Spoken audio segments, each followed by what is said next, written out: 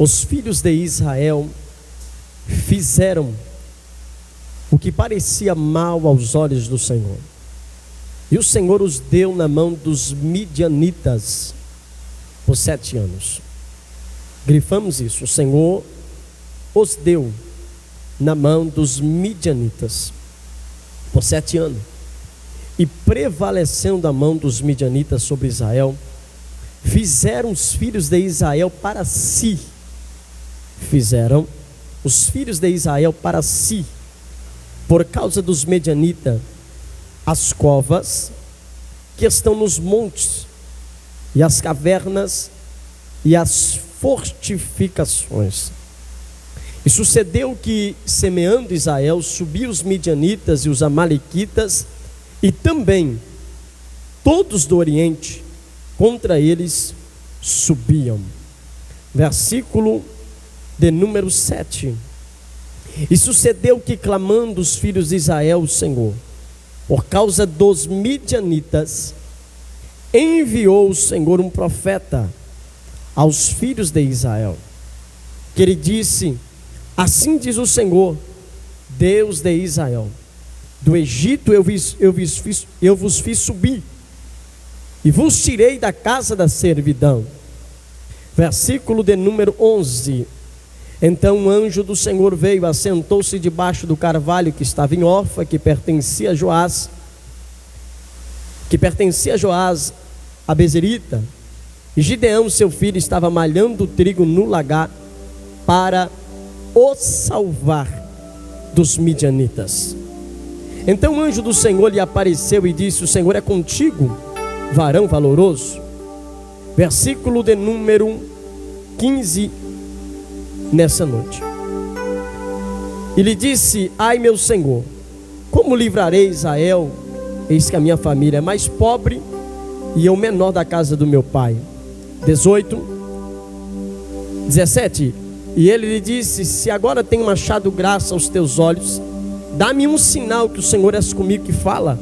Rogo-te que daqui não apartes, até que eu venha a ti e traga o meu presente e ponha perante ti. E disse: eu esperarei até que voltes. Até aí, muito obrigado por ter acompanhado a leitura da palavra. O texto que nós acabamos de ler, haja vista que é um texto muito família, é um texto muito conhecido por todos nós, entendido por todos nós. Texto esse que é temas de diversas pregações, diversos congressos, diversas mensagens. E nessa tarde eu falando com Deus, e Deus então ele começara a arder essa palavra em meu coração. Haja vista que eu disse: Deus, mas todo mundo já sabe essa palavra. Mas Deus disse: mas eu quero falar nela. Então preciso ser fiel a Deus naquilo que Deus nos entregou aqui nessa noite. Haja vista que o livro de Juízes, ele diversas vezes nós vamos deparar com um cenário e com esta fala que nós acabamos de ler. E os filhos de Israel fizeram o que era mal aos olhos do Senhor. Por diversas vezes nós vamos deparar com esta situação, com esta cena e com esta palavra sendo falada. Porque Israel era uma nação que estava inconstante. Ao mesmo tempo que eles adoravam a Deus, eles se prostravam diante de Baal, de Astaxeres, diante de outros deuses. Então a Bíblia disse que Deus então resolve entregar Israel na mão dos medianitas. Algo me chama a atenção aqui, é que Deus, ele vai entregar Israel na mão dos inimigos. E perguntando a Deus o que seria isso, como que Deus entrega um homem, uma nação, na mão dos inimigos? É simples. Isso aqui nada mais e nada menos é do que Deus retirando a sua presença. Porque todas as vezes que Deus retira a sua presença na vida de um homem, esse homem ou a mulher que seja, fica a mercê na mão dos adversários. Então Deus, ele retira a sua presença do meio do povo. E por 7 anos Deus está entregando esse povo. Mas observa uma coisa, que Deus é específico. O escritor aqui é bem específico em dizer assim: e Deus os entregou na mão dos midianitas por 7 anos. Ou seja, a ordem de Deus foi que os midianitas fizessem o que quisessem com Israel, até certo ponto. Mas algo vai me chamar a atenção, é que Israel vivia da colheita, da plantação. Israel vivia do trigo, da farinha. Israel vivia de algo que era mais do que natural. Mas Deus então resolve entregar esse povo na mão dos inimigos. Israel agora está semeando, Israel está plantando, Israel está trabalhando um serviço pesado, um serviço árido. E enquanto Israel está trabalhando, enquanto Israel está fazendo para que o trigo viesse a produzir, os inimigos estão de longe. Mas na hora da colheita, a Bíblia diz que os inimigos se aproximavam, e a Bíblia vai dizer que ele saqueava tudo, pegava tudo. Israel ficava sem nada. Aí algo vai me chamar a atenção, é que passa 1 ano, 2 anos, 3 anos, passa-se 6 anos, 7 anos, e Israel está sendo escravo dos seus adversários. Só que algo me chamou a atenção, é que Deus é específico, e o escritor é bem específico em dizer assim: e Deus os entregou na mão dos inimigos, dos midianitas. Observa que o texto não diz assim: os entregou na mão de todos os povos, de todas as línguas. Não, Deus fala na mão dos midianitas. Mas algo vai acontecer que me chamou a atenção aqui, pastor Isaías. É que a Bíblia diz que subia os amalequitas e todos os povos do Oriente e saqueava Israel. Mas Deus entregou na mão dos midianitas. Mas parece que nós estamos vendo agora que não é só os midianitas que estão tirando a proveito, mas a Bíblia diz bem clara que todos os povos do Oriente e também os amalequitas e agora também os midianitas.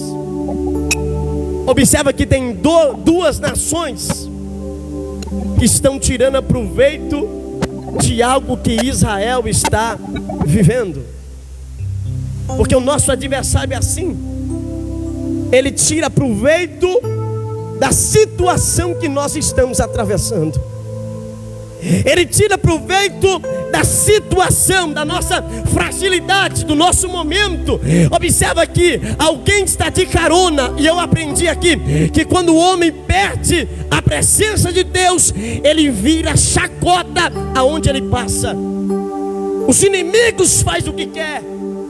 Até quem Deus não deu autoridade sobre ele, ele vira, aleluia, ele vira à mercê dos inimigos. Observa que Israel não está sendo só escravo dos midianitas, mas também dos povos do Oriente e também dos amalequitas. Por quê? Porque Israel ainda estava querendo viver aquela situação. Aí Deus falou comigo no meu íntimo: Leonardo, tem muita gente que está vivendo esta opressão porque ainda não me entendeu a força que ele tem. Tem muita gente vivendo essa situação porque ainda quer viver essa situação. Eu disse: mas como assim? Deus disse: quando eles entender o que eles precisam fazer, eu vou tirar ele dessa situação e vou garantir vitória para ele, e vou garantir vitória para ela. Por quê? Porque eu ordenei somente os medianitas, e ainda porém, eu dei prazo determinado para que ele possa ir. Ou seja, já tinha passado mais de 7 anos e Israel está escravo. Sabe o que é isso? É Deus olhando do céu e dizendo: o tempo da escravidão já acabou, o tempo de vocês já acabaram. Vocês estão assim porque ainda vocês não se levantaram. Por quê? Porque a Bíblia diz que eles estavam fazendo covas, cavernas e fortificações para se salvar dos inimigos, para salvar a sua vida da mão dos adversários. Ao invés de eles lutar, eles estão recuando. E nós estamos vivendo uma geração que não está diferente desse povo. Tem um monte de gente recuando, tem um monte de gente dentro de cavernas, dentro de fortificações. Mas eu ainda acredito que nesta noite Deus ainda levanta Gideão, Deus ainda levanta gideonitas que querem fazer a diferença sobre essa terra. Eu ainda acredito que tem crente aqui que nesta noite vai se levantar e vai dizer: até ontem Satanás fez, até ontem o adversário fez, mas hoje não. Hoje eu vou me reivindicar, hoje eu vou me levantar, hoje eu vou tomar uma posição para mostrar que o meu Deus é maior, que o meu Deus é poderoso.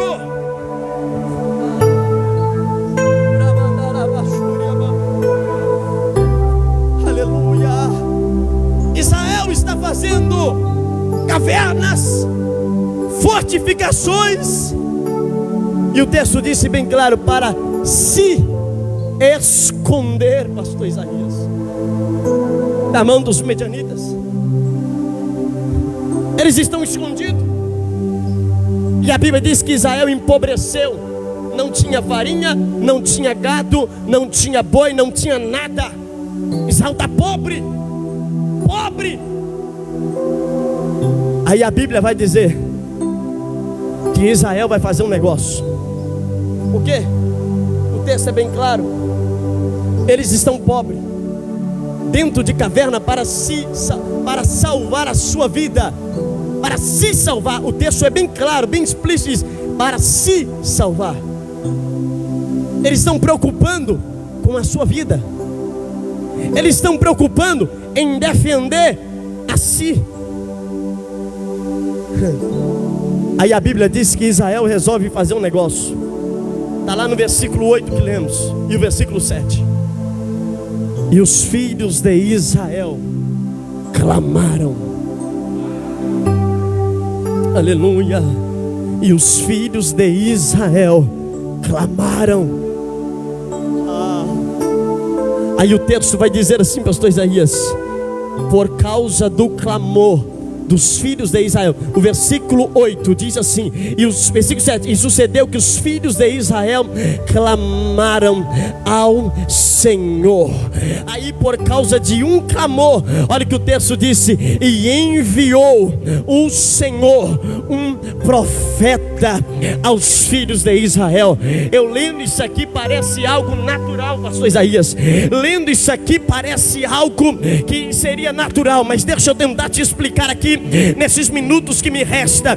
A Bíblia diz que na hora que eles clamou, Deus enviou um profeta. Falando de profeta parece algo simples, mas deixa eu tentar te explicar aqui em palavras mais simples possível aqui, porque esse texto aqui em Juízes, o Gideão aqui seria o quinto juiz, ou seja, aqui demoraria, seria o tempo da dispensação para Deus mandar um profeta. Que tempo seria esse, pastor Isaías? Quando Ana gerasse e Samuel nascesse. Então Samuel seria o primeiro profeta. Pode ler na Bíblia. Samuel seria o primeiro profeta da dispensação, ou seja, do ventre de Ana sairia Samuel, que era o primeiro profeta e o primeiro juiz que existia na face da terra. Mas aí a Bíblia diz que Deus estava programado para isso, e esse tempo aqui entre Gideão até o tempo de Samuel demoraria cerca de 185 anos aproximadamente. No calendário do céu estava projetado para 185 anos para Samuel nascer, e aí sim surgiria um profeta. Mas só que o nosso Deus é tremendo, que quando Israel clamou, Deus olhou e disse assim: eu não vou esperar 185 anos, eu vou mandar o profeta hoje. A Bíblia não disse o nome dele, mas a Bíblia diz que o profeta de Deus foi levantado. Ou seja, levante a sua mão aqui, que eu quero liberar uma palavra. Tem coisa que estava programado para a tua vida, para o fim do ano, mas nesta noite, por causa do teu clamor, Deus vai enviar resposta. Deus vai enviar profeta. Tem gente que está esperando a bênção. Daqui a 10 anos, pastor, daqui 5 anos eu acabo a minha casa, daqui 5 anos eu tiro a minha carteira, daqui 5 anos eu faço isso. Aí Deus está dizendo: não vai precisar esperar 5 anos, não vai precisar esperar 180 anos. Por quê? Porque hoje, se você entender o poder do clamor, Deus vai levantar. Deus vai levantar. Quem acredita nessa verdade, quem acredita nessa palavra, adore ao Senhor aqui.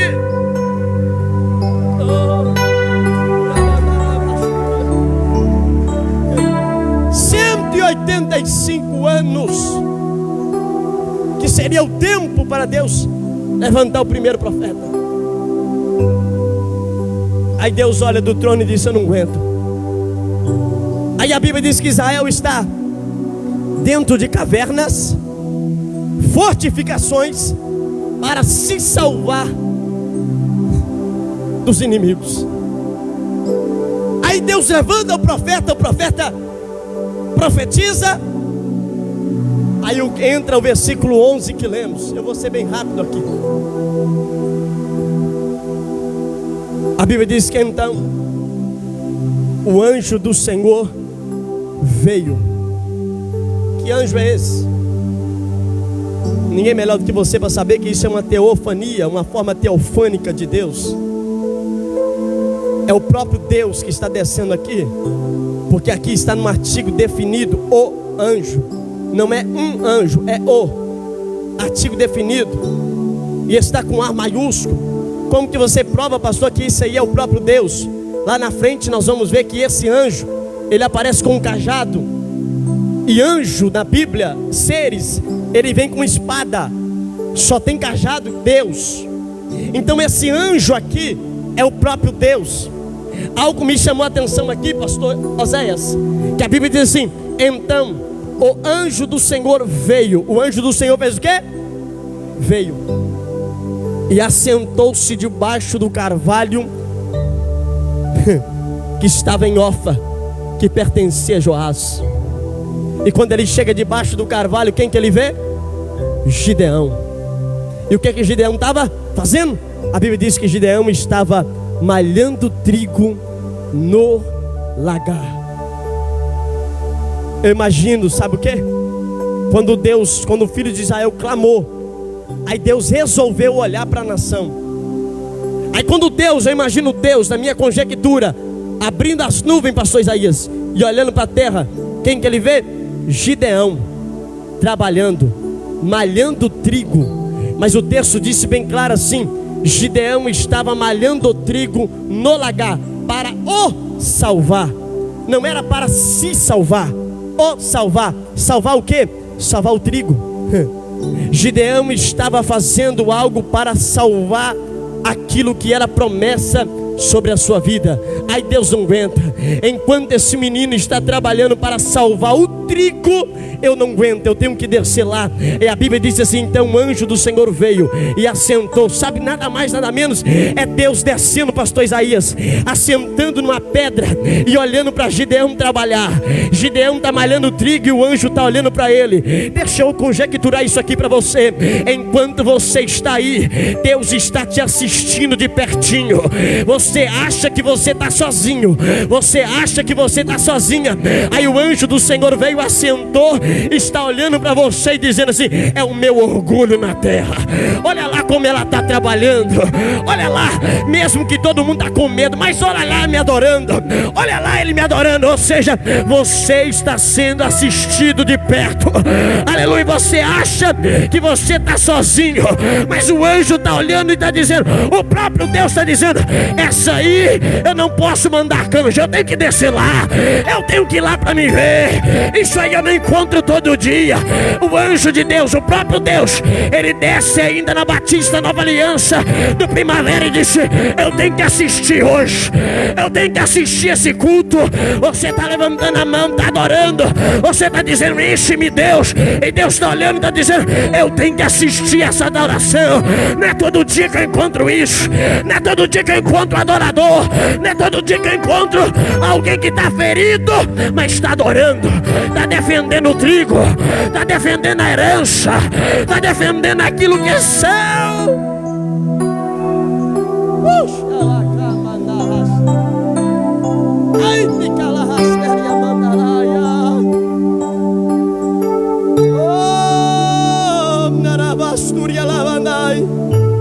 O céu está te assistindo. Você pode olhar para alguém, está longe de você, mas olha para ele, aponta o dedo para ele. O céu está te assistindo. E o anjo do Senhor veio. Sabe o que é isso? Gideão conseguiu trazer a atmosfera espiritual para perto dele. E aonde Gideão está? No lagar, malhando o trigo. Mas não é para se salvar. Gideão não estava preocupado se ele perdesse a sua vida. Gideão queria salvar a herança, a promessa que era o trigo. Todo mundo com medo, escondido, e Gideão está lá no meio do lagar. Mas lagar é lugar de malhar uva, amassar uva.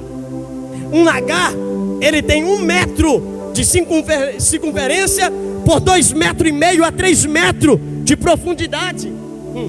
Lagar não venta.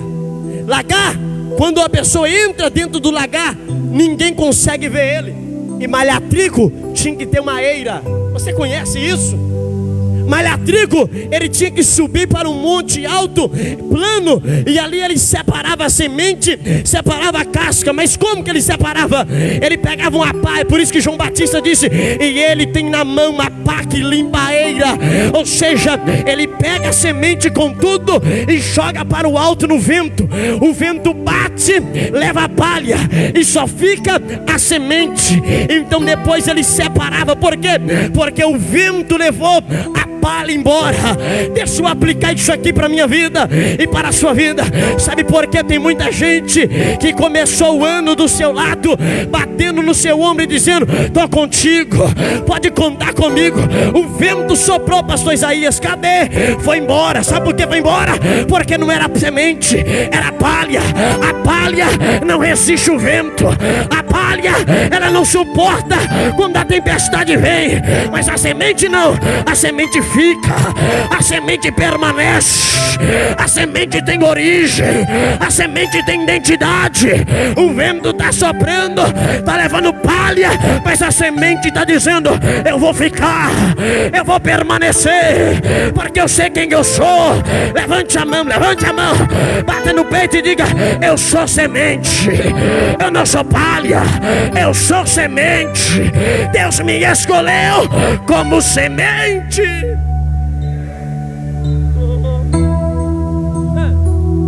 Gideão está lá, no meio do lagar.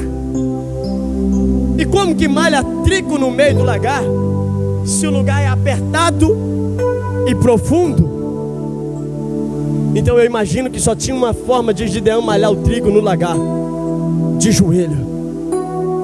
Outra coisa, na eira, todo mundo via,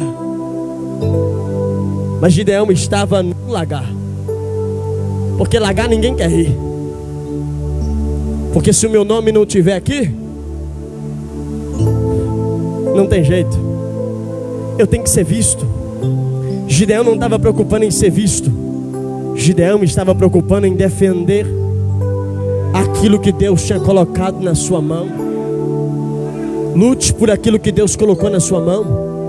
Lute pela tua casa, lute pela tua família, porque Gideão nada mais, nada menos está fazendo, sabe o que aqui? Defendendo a sua semente para levar o pão de cada dia para a sua casa. E eu aprendi algo aqui que eu vou encerrar agora, que Gideão tinha trigo, Gideão tinha gado. Por que Gideão tinha trigo e tinha gado, pastor Isaías? Sendo que todo Israel não tinha. Israel estava pobre, porque eu aprendo: quem faz o que ninguém faz, sempre vai ter o que ninguém tem. Aleluia. Quem faz o que ninguém faz, sempre vai ter o que ninguém tem. Aleluia. Gideão está lá trabalhando, malhando trigo. E se você pegar o capítulo 9 e o versículo 5, se não me falha a memória, lá você vai ver por que Gideão estava trabalhando, pastor Isaías. A gente olha para o texto, quando Gideão diz assim: eu sou menor, eu sou mais pobre, não significa que Gideão era uma criança. Não é isso que Gideão está dizendo. Mas a Bíblia vai dizer no capítulo 9, no versículo 5 de Juízes, se não me falha a memória, que Gideão, ele tinha 70 filhos. Como ele vai sustentar? Não é o nome de Gideão que aparece lá é Jeruboão, ou seja, que é o mesmo Gideão. Pode ler depois na sua Bíblia, depois na sua casa. Juízes 9, versículo 5. Um filho de Gideão levantou e matou 70 irmãos. Gideão está olhando e está dizendo: se eu me acovardar, se eu ficar na caverna igual todo mundo, a minha família vai morrer de fome, a minha família vai morrer. Eu vou defender a minha herança, eu vou defender o que Deus me deu, eu vou defender aquilo que o Senhor colocou na minha vida, porque quando eu defendo o que Deus me deu, o céu está olhando e está dizendo: eu defendo você, defendo o que eu te dei, que eu te defendo. Cuida do que eu te dei, que eu cuido de você. Zela porque eu te dei, que eu zelo de você. Aleluia.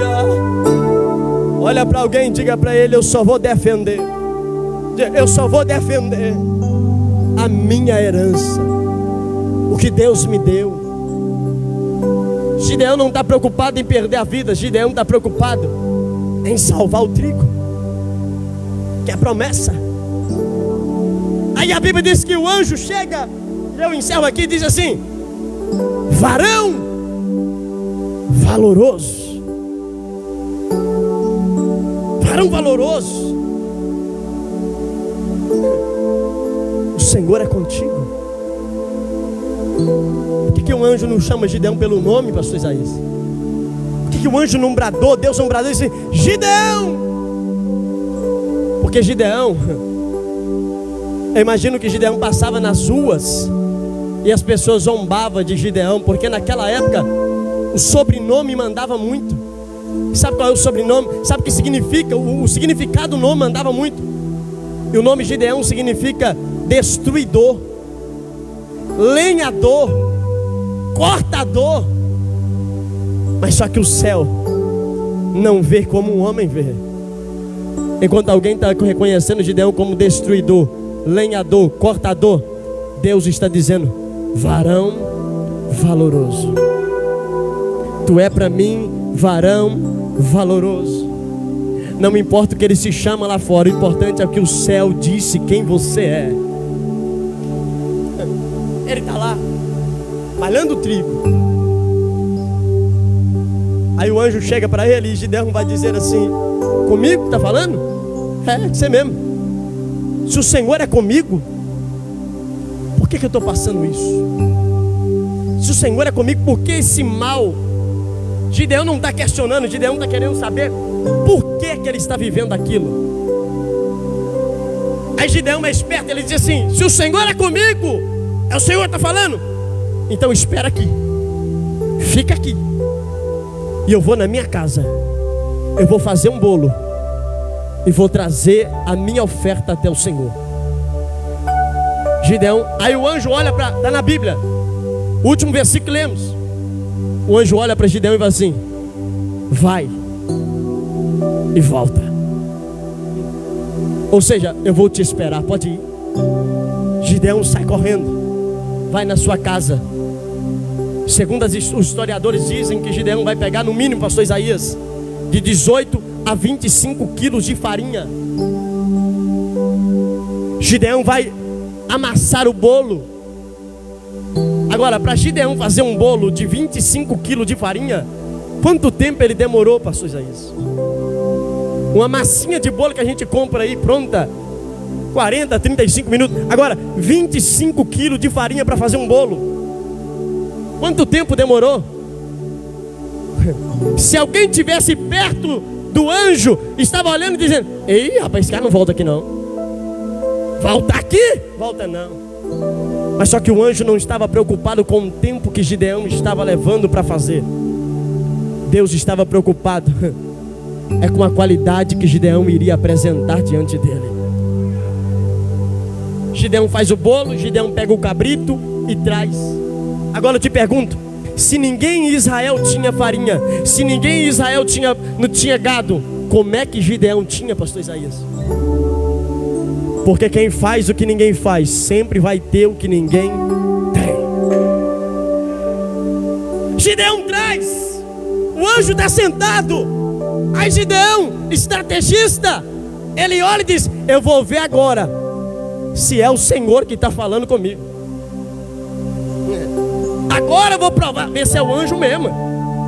Aí Gideão chega com o bolo, Gideão chega com a farinha, chega com o cabrito. E a Bíblia diz que Gideão chega e coloca no chão. Quando Gideão coloca no chão, a Bíblia diz que o anjo do Senhor olhou para Gideão e disse: Gideão, tira do chão, coloca em cima da penha. Sabe o que é isso? Coloca no altar. Eu não recebo nada no chão, Gideão. Eu recebo no altar. No chão quem come é Satanás. Agora no altar eu respondo. Traz para o altar. Você está entendendo aqui? Aleluia. Estenda a sua mão para o altar, vai. Quais são os problemas que você está enfrentando? Traz para cá. O altar ainda responde, pastor Isaías. O altar ainda desce fogo. Quantos ainda acreditam no poder do altar? Gideão traz e coloca no altar. Aí a Bíblia disse que o anjo do Senhor aponta o cajado, fogo desceu do céu e consome tudo aquilo ali. Aí eu aprendi aqui uma lição com Deus. A maior prova, a maior aprovação de Deus na vida de um homem, talvez a gente olhe e diz assim: você viu? Fulano de tal está de carro novo, casa nova. Deus é na vida dele, Deus é com ela, Deus é com ele. Aí eu aprendi com Gideão aqui, a maior aprovação de Deus na vida de um homem, pastor Isaías, não é quando Deus me dá alguma coisa, porque eu receber alguma coisa, isso é graça. Graça é favor imerecido. Ou seja, você não merece o carro que você tem, você não merece a casa que você tem, nós não merecemos o que nós temos. Então qual é a maior aprovação, pastor Isaías, de Deus na vida de um homem? Não é quando eu recebo alguma coisa de Deus, mas é sim quando Deus recebe o que eu estou dando para Ele. Aleluia. Quando Deus recebe o que eu estou dando, aleluia. Será que Deus está recebendo nesta noite a nossa adoração? Se Deus está recebendo, pode ter certeza que vai ter milagre para a tua vida. Quando Deus recebe a tua oferta no altar, Ele está dizendo: eu recebi, então eu vou mandar fogo, então eu vou responder, então eu vou manifestar. Quantos acreditam que hoje Deus está recebendo o teu culto? Aquilo era um culto que Gideão estava fazendo, e Deus disse: eu não desprezo um coração contrito e quebrantado diante da minha presença.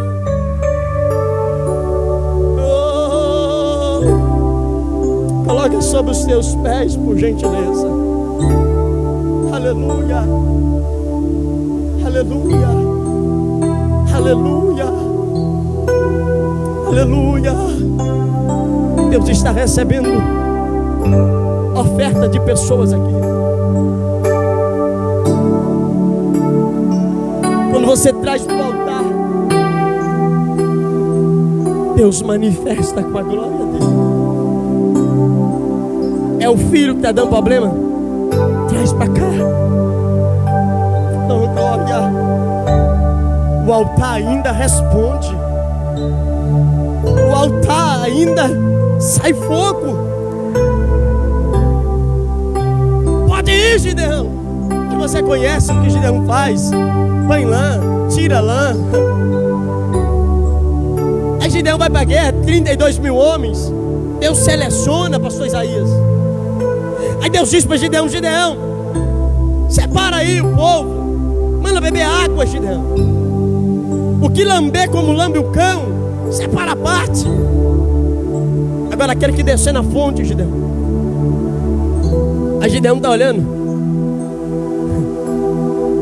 300 homens, pastor Isaías, leva a mão na água, põe na boca. O resto, a Bíblia diz que eles fazem igual um cachorro e vai bebendo. Sabe o que eu aprendi? Eu aprendi algo simples aqui com esses valentes. Primeira coisa que Deus rejeita é que eles ficam distraídos. Se eles agacharam como um cachorro, eles tiveram que largar a espada. E soldado que abandona a espada é rejeitado, é reprovado. Segunda coisa, por que eles foram rejeitados? Você já viu um cachorro quando ele vai beber água? Enquanto ele não mata a sua sede ali, ele não sai daquela posição. Agora, aqueles que levaram a água na mão, pastor Isaías, para beber, é Deus dizendo assim: Gideão, eu quero que eles sejam assim, dependente de mim. A fonte está aí e vai ter que voltar nela toda hora. Para matar a sede tem que voltar nela toda hora. Não é só beber e ir embora, tem que voltar nela. Tem que voltar. É por isso que você está aqui. É porque você todo dia quer voltar na fonte. Todo dia você quer voltar na fonte. Oh, todo dia você quer voltar na fonte. Ah, meu Deus, todo dia você quer voltar na fonte. Aí o céu olha e disse: enquanto cada movimento que eles faziam de abaixar, pastor Isaías, era eles voltando. Volta hoje na fonte. Volta quantas vezes for necessária. Aqueles que beberam de uma vez, eu vou encher a barriga e acabou, vamos embora. Mas os 300 não. Eu volto quantas vezes for necessário, porque eu preciso mergulhar nessa fonte. Põe a mão no seu coração e eu encerro aqui, orando por você. 300 homens, Gideão dá, cada um na sua mão, tocha, cântaro vazio e buzina. Tocha, cântaro e buzina. Outro dia eu volto para pregar sobre isso. Tocha, cântaro e buzina. Aí imagina eles pensando: nós estamos sozinhos. Aí Gideão disse: você vai só segurar a tocha. Faz assim, vai, faz assim, faz assim, faz assim. Sim. Só segura a tocha. Mas e os inimigos? Só segura a tocha. E os adversários? Só segura a tocha. Por quê? Quando Gideão faz os 300 homens acampar em cada lugar e eles estão segurando a tocha, na mente dos adversários porque quem segura a tocha, pastor Isaías, não é um soldado. Quem segura a tocha é o comandante do exército. E atrás de cada comandante tinha 100 mil soldados. Na mente dos inimigos, peraí, aquilo ali é comandantes. Então, atrás de cada comandante daquele ali tem 100 mil. Então ali tem 100 mil, 200 mil, 300 mil, 400 mil, que não dá para encarar, vamos embora. Não dá para vencer, vamos embora. É assim que Deus está dizendo. Enquanto você só está segurando a tocha, aleluia. Você imagina o soldado assim, pastor, tremendo, Tiago. O soldado já está tremendo, mas está segurando a tocha. E Deus está dizendo: só segura que eu estou dando vitória. Só segura que eu estou dando livramento. Só segura a tocha tocha que eu vou fazer maravilha. Só segura a tocha que eu vou entrar na batalha ao teu favor. Deus, nessa noite nós clamamos, suplicamos, rogamos a tua graça e a tua misericórdia. Pedimos o Senhor, ó Deus, que o Senhor possa nos dar estratégia para vencermos batalhas, para vencermos guerras aqui nesta noite. Ó Espírito Santo, enquanto os teus filhos estão bebendo água e segurando tocha, eu acredito que haverá grandes livramentos, haverá grandes milagres, haverá grandes providências da parte do céu sobre o coração, sobre a vida de cada um, Senhor, porque nesta noite o Senhor levanta Gideões, o Senhor levanta Gideonitas para entrar na batalha e sair vencedor, porque maior é aquele que está em nós do que aquele que está no mundo. Ó Espírito, continua abençoando, continua guardando, continua livrando o teu povo, a tua igreja. Dê-nos estratégia nesses dias, Senhor, nesses mais dias que estão por vir. Dá estratégia à tua igreja, dá estratégia ao teu povo, para que nós venhamos permanecer ligados em ti, ligados no Senhor. Espírito Santo, meu Deus, nos dá força, nos dá graça, nos dê motivações para prosseguir diante da tua jornada, em nome de Jesus. É o que nós lhe pedimos, agradecemos o Senhor aqui nesta noite. Levanta as suas duas mãos o mais alto que você puder. Glorifica Ele com as suas palmas.